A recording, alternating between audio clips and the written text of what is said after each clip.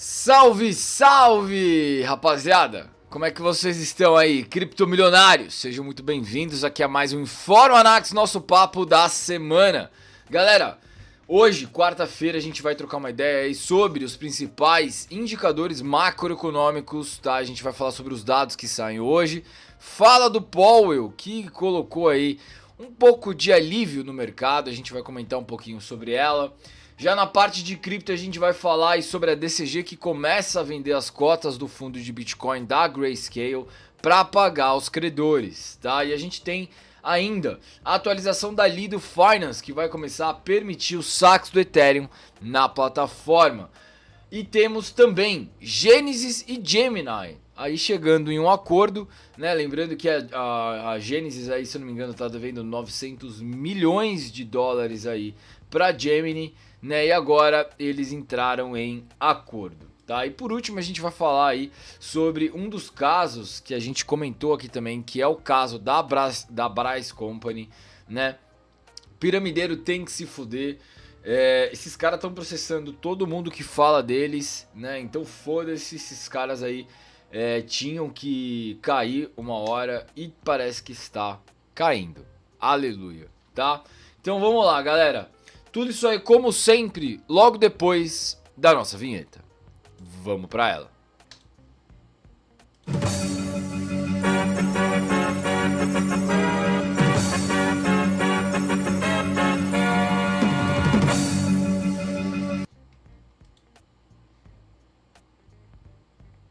Muito bem, muito bem, muito bem, galera. Então sejam muito bem-vindos aqui a mais um Informa Anax. Para aqueles que não me conhecem, meu nome é Lucas Nakata. Se você curtir esse conteúdo, considere se inscrever ativando o sininho aqui embaixo e também compartilhando esse vídeo. Bom, galera, então vamos lá. Sem muitas delongas, né?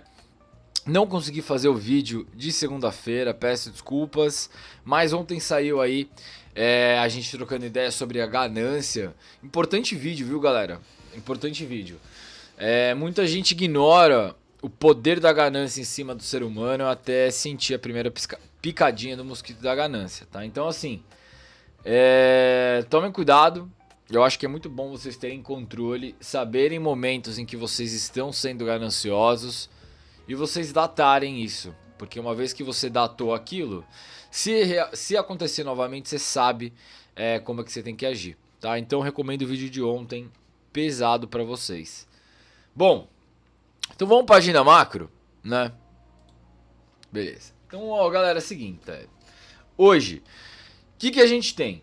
Antes de falar da... Não, vamos começar de ontem, né? Galera, a gente teve ontem aí, então, a fala do Powell, né? Do presidente aí, Jerome Powell, do Federal Reserve, que animou bem, tá? Os investidores. Inclusive, aparenta-se, né? Que talvez a gente não tenha mesmo uma correção de volta para o canal onde que a gente estava indo no S&P 500, tá? A gente vai ver isso aí no gráfico, tá? Fica tranquilo. Ele disse aí que ele vê como uma boa notícia o fato do mercado de trabalho continuar forte, né? O mais forte do que o esperado, enquanto que o processo de desinflação já começou. Né, ele alertou ainda que vai levar um tempo para a inflação chegar até a meta, óbvio, e que vai seguir aumentando as taxas de juros e que tudo depende dos dados macroeconômicos que forem saindo, tá? É aquele negócio, né? Dá uma boa perspectiva para a galera e eventualmente, se tem alguma coisa errada, ele vai lá e ele aumenta, ele corta a expectativa do mercado bem mais rápido, né? Indo diretamente aonde que tem que sangrar. Então, assim, bom, o que eu acho sobre isso? Galera, eu não boto muita fé em falas, ainda mais do Banco Central, né? Eu tento, na realidade, entender, ler por trás dos movimentos ali, ler por trás do que ele fala, para ver o que eu realmente vou concluir. Eu particularmente acho que a gente talvez sim tenha uma inflação. Inflação não, uma recessão, tá? Aí eu quero só mostrar no gráfico para ver se ficou claro a minha ideia. Bom, a gente tem o canal de baixa, né? A gente tem um canal de baixa aqui, estendido, que é feito nessa linha. E tem um canal mesmo, canal, que é esse canal aqui, tá vendo? Que tá brilhando na tela. Qual que é o problema? Aqui, a galera vai olhar como se a gente estivesse fazendo um pivô de alta, tá vendo? A gente marcou um fundo, marcou um outro fundo, e agora em tese estaria indo para uma tendência de alta. Isso pode ser interpretado dessa maneira? Pode. Como que eu, Nakata, estou interpretando isso? Eu estou interpretando isso como uma quebra, numa tentativa de trap aqui em cima, tá? Onde que a gente voltaria para cá. Pô, Nakata, você não tá seguindo as médias, que é uma das coisas que você fala sempre, né? Siga as médias. Sim. As médias aqui, ó, estão começando a entrar numa tendência de alta. Estão vendo? Estão começando a entrar numa tendência de alta. Isso é verdade? É verdade. É verdade. Tá entrando realmente numa tendência de alta, micro tendência de alta agora, né? Pode ser então que a gente comece a engatar uma sequência de alta e esse aqui seja o último fundo? É possível, tá? É possível. O negócio básico tem algumas regras no mercado, né, que dizem o seguinte: quando a gente entra em recessão, tá? Então em crise, crise mesmo, a gente vai cair de 40% a 60% do topo anterior, tá? Historicamente falando, foi assim que foi feito. Então, ó. Aqui, ó. Por exemplo, Covid foi crisezinha, recessãozinha. Agora, a gente caiu 26%. Recessãozinha? Pode ser recessãozinha. Mas a gente não sabe até ali o momento de acabar, né? Se a gente olhar no modo num todo esse movimento aqui, ó, tá, desde junho de 2022, né, no gráfico semanal fica até melhor, ó. Como é que a gente tá aqui as médias? As médias aqui, ó, elas estão totalmente lateralizadas, ó. A média vermelha tá acima da média verde, né, ambas de lado, sem uma direção tecnicamente significativa. Então a gente está de lado, a gente está consolidando aqui. Nesse período de tempo onde que a gente está consolidando, né, a gente pode ir tanto para cima quanto para baixo. Porra, Nakata, animal essa análise, hein? Mas é verdade. Aqui a maior probabilidade ainda está sendo no canal de baixa, porque a média vermelha ainda está acima sobre a média verde. Agora, nada me surpreenderia também se a gente não fizesse pivô de alta e começasse a subir, invertendo a média. Então, nesse período onde que a gente está consolidando totalmente de lado, cara, as oportunidades estão na mesa, as apostas estão na mesa, né? A gente tem uma tendência flat no gráfico semanal, uma tendência levemente altista no gráfico diário, com divergência, tá? Com divergência. Preço subindo, indicador descendo. O que indica um pouco de perda de força. A gente está perdendo momento de compra aqui.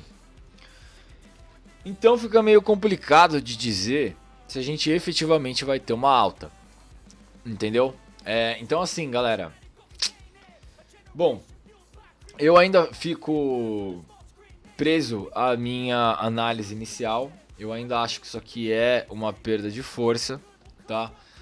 E que a gente efetivamente vai voltar para cá. Mas isso sou eu, tá? Isso sou eu. Não necessariamente isso vai acontecer, né? Eu acho que a gente vem para cá. Minha ideia continua. Eu não acho que a gente vai engatar uma alta daqui, não. Eu realmente acho que não tem como, tá? Bom, terras tupiniquins, galera, terras tupiniquins.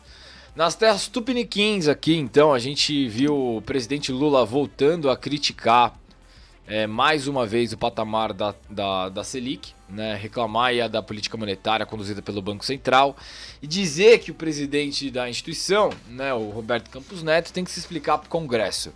Se explicar para o Congresso por quê, irmão? Por quê? Se o cara fala em estourar a meta de inflação, estourar teto de gasto, porra, se o cara não manter a Selic a 13,75, que é o custo hoje do dinheiro, mano, e aí? Como é que você faz? A economia vai afundar mesmo e foda-se? Tanto os deputados aí quanto os senadores, né, alguns aí convidaram o presidente do Banco Central, Roberto Campos Neto, né, para explicar a política monetária, explicar a política de juros do Banco Central, o que já é uma puta vergonha, né? Porque o Banco Central tem que ser independente, como eu já falei para vocês, ele não pode estar vinculado a nenhum cargo político, porque ele tem que manter a autonomia, mas enfim, né? É aquele negócio. Na bolsa a gente já viu o preço caindo novamente, tá? A gente quebrou o patamar aqui dos 108 mil pontos no Bovespa. E eu acho que a gente vai fazer esse movimento aqui agora, tá? A não ser que a gente reganhe esse nível aqui, que é o nível dos 108 a 110 mil pontos.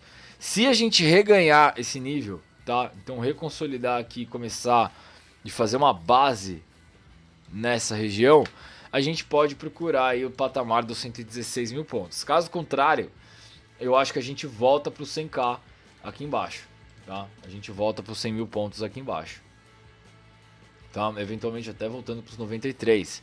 Lembrando que a gente já está nesse canal de baixa aqui, tá? Então existe a possibilidade da gente voltar a 101 mil pontos, que na minha análise é muito mais viável 101 mil pontos do que 116 mil pontos, tá? Então eu ficaria de olho nesse quesito. Bom, o dólar tá porrando, né? Depois que eu falei para vocês se dolarizarem, que eu espero que vocês tenham se dolarizado, né? Nesse martelão aqui, ó, do dia 2, falei pra vocês que era uma puta oportunidade, venho falando pra vocês que é uma puta oportunidade desde os 5,10 aqui, 5,13 até os 4,90 que bateu aqui, tá? Espero que vocês tenham sido dolarizado. Eu acho que a gente deve começar a engatar, tá? Deve começar a engatar. Não deve demorar muito não, tá? O semanal a gente já tá batendo em território sobrevendido, tá? Aqui, ó, o dólar. E na minha opinião a gente deve começar a engatar uma alta. Agora, existe a possibilidade da gente ver o dólar ainda mais baixo? Sim, existe a possibilidade da gente ver o dólar ainda mais baixo, tá? Por que isso? Porque hoje a gente vê uma... Isso é importante falar, porque senão a galera vai ficar falando que é efeito Lula. Não é efeito Lula. De maneira geral, a gente tem um gráfico que chama DXY ou DXY, que mostra a força relativa do dólar em paridade com outras moedas.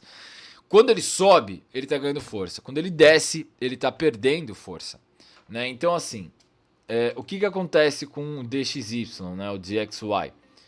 Como ele mostra a força do dólar, se o dólar está perdendo força perante o mundo, né? Se o dólar está perdendo força perante o mundo, o que significa isso? Significa que as outras moedas estão ficando cada vez mais fortes, tá? Elas estão ficando cada vez mais fortes. Isso implica em um momento só, tá? Implica no momento em que a gente tem uma valorização da moeda interna e uma desvalorização do dólar. Não tem nada a ver com quesitos nacionais. É muito mais voltado a quesitos internacionais do que quesitos nacionais, tá? Então quando falam assim, pô, efeito Lula, desde que o Lula entrou... Meu irmão, o Lula não fez porra nenhuma ainda. A gente não tem nada dele ainda. Ou a gente tá pegando ainda remanescente do governo do Bozo. Então calma, antes de ficar gritando, fazendo L na rua e gritando que o Lula é salvador. Tá tendo uma perda de valor monetário em relação a uma perda de força do dólar muito grande, tá? Que é esse gráfico aqui, ó.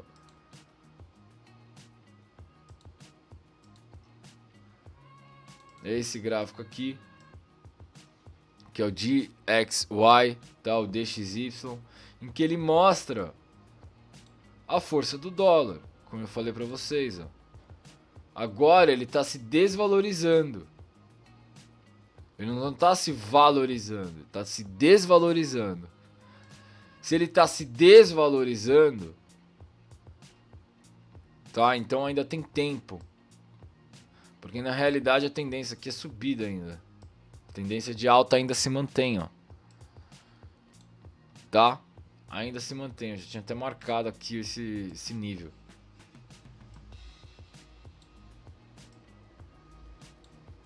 Tá? Então é o seguinte, galera. Não é só Lula que resolve o rolê, tá? Mas beleza, vamos lá. Tô falando isso porque, porra, a galera fica me mandando mensagem no Instagram, velho. Falando que é força do Lula. Juro por Deus, eu fico puto com isso, cara. Caralho, foda. Mas vamos lá. Da parte macro, então, né? Continuando só pra finalizar, então. Hoje a gente tem aí o discurso do Fed, né? Às 11h15, meio-dia aí também do Williams e do Barr, que fazem parte do comitê do Fed. Que mais de indicador importante hoje? Cara, hoje não tem, tá? Basicamente. A gente vai ter um amanhã aqui, que é o Inflation Rate preliminar de janeiro, tá? Então a taxa de inflação preliminar na Alemanha. A gente vai ter a inflação aqui no Brasil, que deve aumentar. Vai ter as vendas de varejo aqui no Brasil, tá? Essa parte inicial aqui de pedido de trabalho, que é na quinta-feira. Sexta-feira também tá mais movimentado, tá? Então, beleza. Hoje tá mais que tranquilo, né? Então não tem muito hoje, pelo menos dos dados macro. Bom, galera, então vamos aí para as partes de notícia, galera. A gente tem a primeira notícia aí, que é a DCG, que começa a vender os fundos de Bitcoin aí da Grayscale para pagar os credores, galera. Para quem não sabe, né, a DCG, a Digital Currency Group, ela tem parte do Grayscale Bitcoin Trust, né, que é o ETF. E ela começou a vender essas cotas para outros fundos, né, exatamente para pagar os credores aí da massa falida da Gênesis e entre outros aí que estão interligados à DCG, né? A DCG ela deu uma abertura, eu não lembro se foi a DCG, eu acho que foi a DCG, né? A Gênesis abriu pedido de falência, se eu não me engano. Mas a DCG tá indo pro mesmo caminho, né? A gente tá vendo aí toda essa quebradeira da FTX totalmente sendo contaminada pelo ambiente, né? Essa liquidação aí da DCG seria o suficiente, né, para abalar todo o sentimento do mercado de cripto novamente, o que puxaria o preço aí para patamares inferiores? Talvez, tá? Talvez. Se a DCG quebrasse, talvez iria para os 12k ali, tá? A DCG aí que tem empresas, né, é uma complicação aí que acumula cada vez mais para a DCG, a gente vai falar um pouquinho mais dela aí. Em relação aos seus investidores, porque tem muita gente, né? Tem Alphabet, tem SoftBank, que investem aí pelo fundo da Grayscale, né? A queda da participação da DCG aí não detém, né, uma participação em si muito grande, né, quanto no ano passado, onde que ela tinha uma participação bem grande. Ela vendeu cerca de 25% aí das cotas, né, em 24 de janeiro. Com o objetivo de captar aí 22 milhões na operação, né, para pagar a galera, tá? Então assim, agora é liquidação de ativo para pagar credor, isso é normal, né? Tem que ver se a DCG vai sobreviver a isso ou não, tá? Já na mesma base, né, galera, a gente tem aqui a Genesis entrando em acordo com a Gemini, tá? A Gemini, que ela é a corretora dos gêmeos, né, os gêmeos Winklevoss, sei lá, não sei não sei como é que fala lá. Os gêmeos do Facebook, né, que tinha aí uma exposição bem grande, a Genesis, tá? Tinha uma exposição de 900 milhões de dólares, que era dinheiro dos clientes deles. Enfim, a Genesis foi pro saco, que era uma subsidiária da DCG, né? E de acordo com a Reuters aqui, né, teve um acordo que a Genesis vai reestruturar a sua dívida, né, e continuar suas operações como market maker no mercado, né, até pelo menos em 2023, buscando aí afastar os malefícios que ela trouxe aí também em relação ao bear market, né? O mercado já vem dando sinais de melhora, inclusive é um dos tópicos que a gente vai citar esse mês no relatório da Bankless, tá? Então, meu relatório mensal que sai todos os meses lá na Bankless, a gente vai falar um pouquinho também sobre a melhora do mercado cripto, né? Então a gente tem alguns indicadores macro on-chain que mostram a volta de entrada de interesse de compra, né? Onde que a fase de acumulação já foi e aonde que a gente vai na realidade começar a focar, que é o crescimento do preço aqui, a apreciação do ativo, tá? A gente tem a Genesis aí, que era uma das principais provedoras de liquidez no mercado de cripto, né? E entrou agora em acordo com alguns dos credores, entre eles a Gemini, tá? Então o que se sabe aí é que o acordo com os credores foi bem sucedido, tá? Que os preços de algumas criptomoedas aumentando aí após a divulgação já reflete num quase desafogamento ali da Genesis, né? Como um papel aí de provedor de liquidez no mercado, né? E que oferece segurança aos investidores da Gemini, né? Que haviam sido afetados pelos problemas da empresa falida. É muito mais, assim, eu acho que é passagem de pano do que efetivo melhoria, né? Do que efetiva melhoria. A gente tem muito isso no mercado de maneira geral, né? Tanto no mercado tradicional quanto no mercado de cripto. A gente vai ter momentos em que empresas vão mais dar o abraço do que efetivamente mudar a situação em que ela se encontra, tá? Então, para tentar acalmar a situação mesmo, sabe? Não efetivamente que ela vá fazer alguma coisa. Mas só pelo fato de ter um acordo é muito mais para acalmar os investidores do que eu acho eles realmente terem um acordo, tá? Bom, galera, a gente tem também aí a atualização da Lido Finance, que vai permitir os saques da rede do Ethereum da plataforma, né? O Fork Shanghai aí, que está para ser implementado em março, já foi colocado na testnet com sucesso, tá? A Lido Finance, que hoje tem aí, eu acho que 35%, tá, do staking do Ethereum, o que faz com que ela seja um major player, né? Então, um dos players majoritários dentro da rede do Ethereum. Inclusive, foi um dos pontos em que eu comentei no relatório, falando especificamente sobre o Ethereum pós-merge, né? Tem um relatório também na Bankless em que eu falo sobre isso. A Lido, ela tem o maior protocolo de staking dentro do Ethereum, tá? E agora, com essa nova atualização, né, mais recente aí do Fork Shanghai, em tese, as pessoas, os usuários poderiam retirar os seus Ethers ali dentro do staking, tá? Então aí, ó, precisa aí, a atualização já está no mercado, mas ainda precisa da aprovação da DAO, né?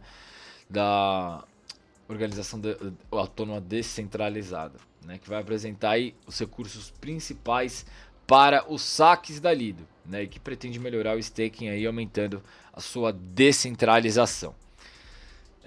Para isso, tem os modos Turbo, tá? E o Bunker de saque, tá? Atualmente aí os usuários da Lido, né, não podem sacar especificamente os Ethereums porque o próprio fork ainda não foi implementado, né?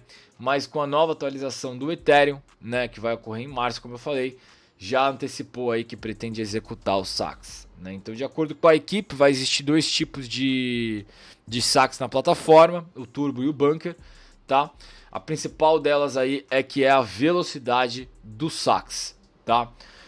No modo Turbo, né, eles vão receber aí os seus Ethereums mais os rendimentos na mesma hora. E no modo Bunker, vai ter as entregas podem demorar um pouco mais de tempo, né? E a Lido afirmou aí que esse modo de saque vai servir apenas para eventuais catástrofes, né? Eventuais aí perdas de liquidez, algum outro risco da rede, enfim.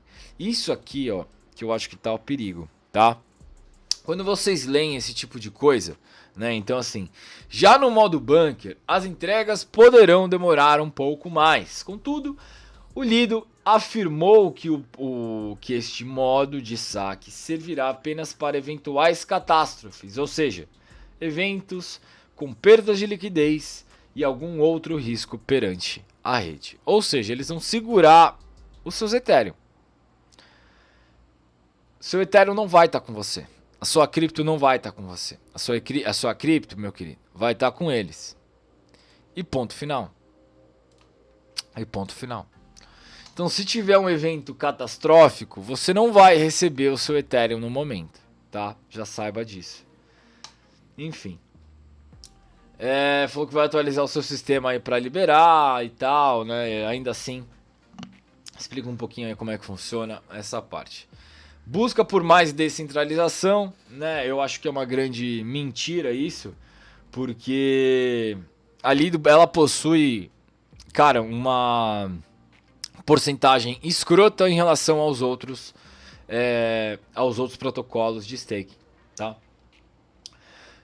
Ele introduz aí um novo sistema de staking router, tá? Que o staking router vai ajustar o processo aí de criação de validadores da Lido, né, que atualmente aí cria autorização para os usuários possam criar os seus validadores, né? Esse processo demora aí, são apenas 30 empresas que atuam de staking, não a própria rede, aí começa a explicar o super ideia legal, né, com o objetivo de abordagem, ó, mais flexibilidade. Isso aqui para mim até agora é só Shrebles.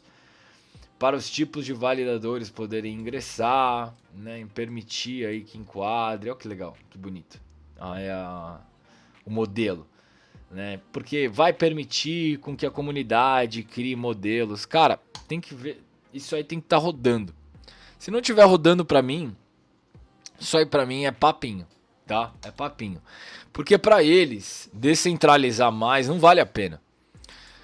Não vale a pena. Ele já falou aqui, ó, pelo bunker, que se acontecer alguma coisa, o Ethereum é deles.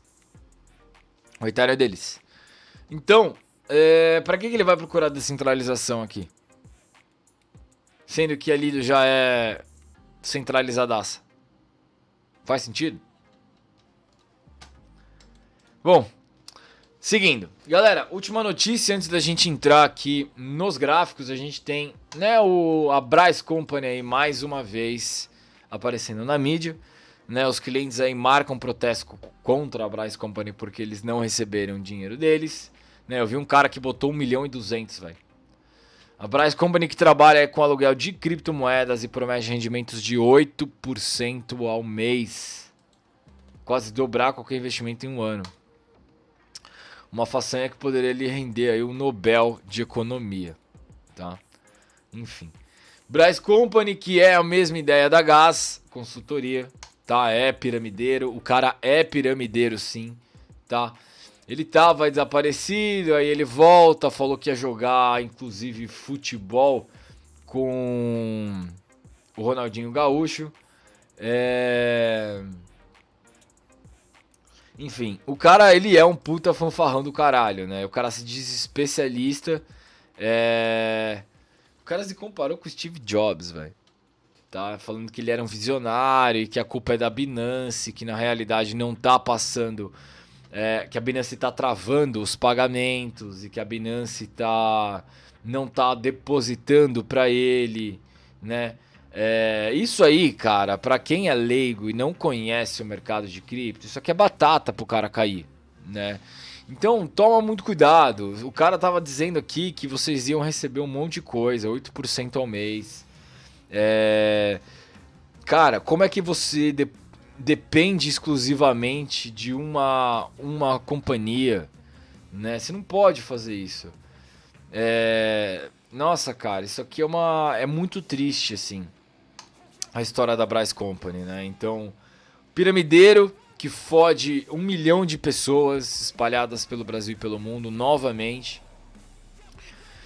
Promete rendimentos, promete ganhos, promete lucros exorbitantes. Pega a pessoa pela ganância. Ó a ganância de novo aí. Pega as pessoas pela ganância, tá? Então, galera, é um negócio muito complicado, assim, que eu, sinceramente, eu fico chateado quando eu escuto esse tipo de coisa, porque esse tipo de coisa não me deixa só triste.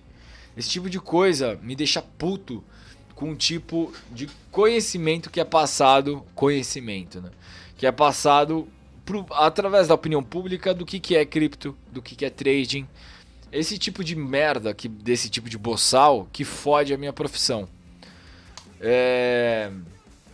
Eu que trabalho como trader, tenho que escutar de outras pessoas me compararem a um manuzinho desse. Me compararem a trader de binárias. Sabe? Sendo que, se você estudasse, se você procurar o caminho mais fácil, você vai tomar no rabo.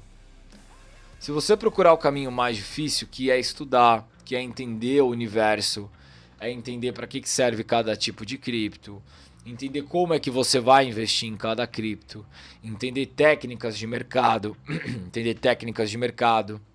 Se você estuda pelo caminho mais difícil, duvido que vai acontecer alguma coisa desse tipo. Isso nunca aconteceu comigo. Isso nunca aconteceu com nenhum dos meus alunos. Por quê? Porque a galera estuda. Tá? Então, assim, cara, eu espero realmente que esses caras da Bryce Company se fodam, tá? Eu realmente espero que esses caras da Bryce Company se fodam. Cara, ó, a empresa ela é denunciada desde 2019, inclusive pelo Livecoins, inclusive. Acho que tem até matéria deles aqui, ó. Operação Faraó denuncia a Bryce Company como possível golpe. Então tá há anos isso já. Já tá há anos. E a galera continua a cair no golpe. A cair no golpe. Tá? Então, bom. O que eu falo pra isso é: cuidado, tá?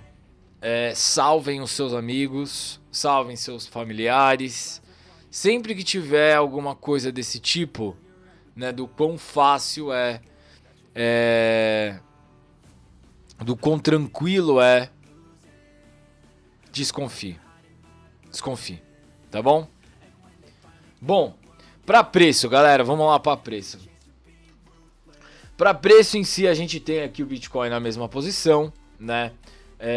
Mesmo modelo, na mesma situação dos dias anteriores, tá? A gente tem aqui, ó, estocástico caindo, preço subindo, divergência no estocástico.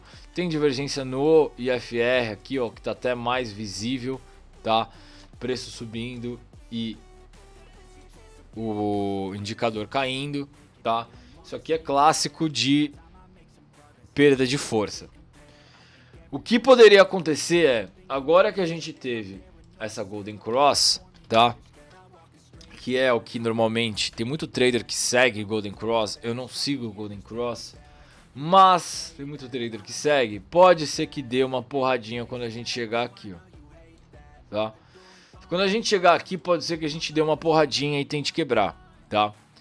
Situações em que na realidade a divergência é quebrada, isso significa que se a gente manter o preço aqui, ó, então se os compradores conseguirem manter o preço nessa região aqui, ó, isso vai fazer com que o indicador aqui embaixo, tá, ele comece a esfriar. Se ele começar a esfriar, né, ele vai aos poucos fazer isso aqui, ó, porque ele vai acompanhar a curva de consolidação aqui do preço, tá? E aí essa divergência que a gente estava vendo aqui, ela é quebrada, ela é inutilizada, tá? Isso pode ser que aconteça.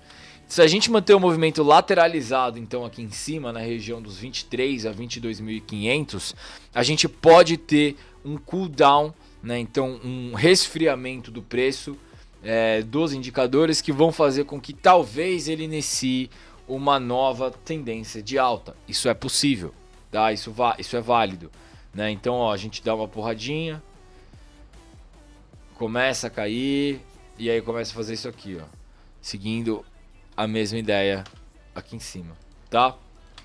É possível que isso aconteça. Eu acho que tem que ficar de olho em relação a isso, tá? Até isso acontecer, tá? Porque a gente não sabe, ninguém prevê o futuro. Isso pra mim ainda é uma divergência, isso pra mim é perda de força. Eu só tô esperando isso aqui cair, pra ser bem honesto, tá? Eu só tô esperando isso aqui cair. Inclusive, a minha entrada de venda, se fosse uma entrada de venda, já teria sido aqui, ó. Né? A entrada de venda seria através desse trap aqui, dessa trap, né? Então, que é, cara, um PFR clássico de venda, né? E aí a venda, o alvo ficaria aqui embaixo na média de 40, tá? Então ficaria aqui, pelo menos nessa média verde aqui, ó, tá? Só ver se é isso mesmo.